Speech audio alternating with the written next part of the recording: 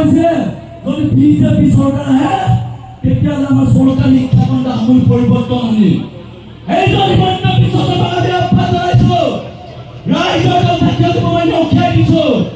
এইজন হিমন্ত বিশ্ব শৰ্মাই আমাৰ প্ৰাইমাৰী লেভেলৰ এডুকেশ্যন চিষ্টেম এই চৰকাৰী স্কুলবিলাক ধ্বংস কৰা পৰিলক্ষিত হৈছে।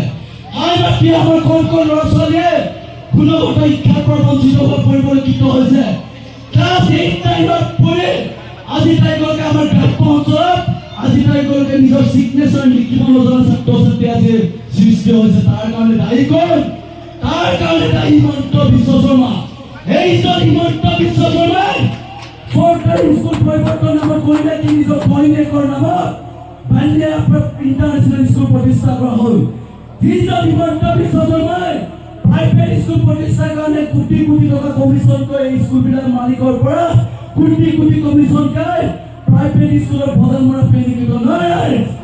আমি স্পষ্টভাৱে উখিয়াই দিছোঁ হিমন্ত বিশ্ব শৰ্মা। আমি চৰকাৰী স্কুলৰ অখিল গগৈ ডাঙৰীয়াৰ নেতৃত্বত যদি চৰকাৰ যদি প্ৰতিষ্ঠা হয় তেতিয়াহ'লে চৰকাৰী স্কুল এখন এখন মডেল স্কুল তৈয়াৰ কৰা আমি দায়িত্ব লৈছোঁ। আমি ৰাইজৰ দলৰ চৰকাৰ কৰিলে য'ত ছাত্ৰ ছাত্ৰী অনুপাত আজি শিক্ষক নাই, য'ত নেকি 120জন ষ্টুডেণ্টৰ এগেইনষ্টত এজন শিক্ষক। আপোনালোকে প্ৰশ্ন কৰিছোঁ আজি এই ৰাইজৰ ফালে আজি চিঠি বৰগাঁৱৰ ৰাজহুৱা পৰা প্ৰত্যাহ্বান জনাইছে হিমন্ত বিশ্ব শৰ্মা।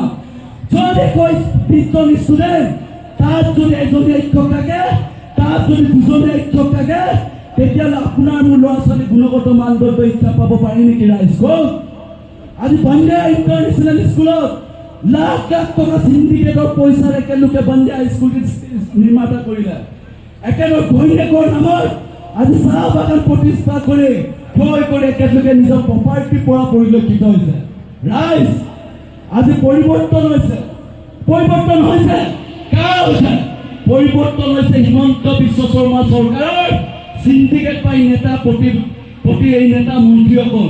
আজি হিমন্ত বিশ্ব শৰ্মাৰ প্ৰপাৰ্টি বাঢ়িছে, আজি পীযুষ হাজৰিকাৰ প্ৰপাৰ্টি বাঢ়িছে, আজি জয়ন্ত বন্দ্যোপাধ্যায়ে আমাৰ অসমৰ উন্নয়ন আঁচনিত দুৰ্নীতি লিপ্ত কৰি কমিশ্যন ৰাজ চলাই চাৰিওফালে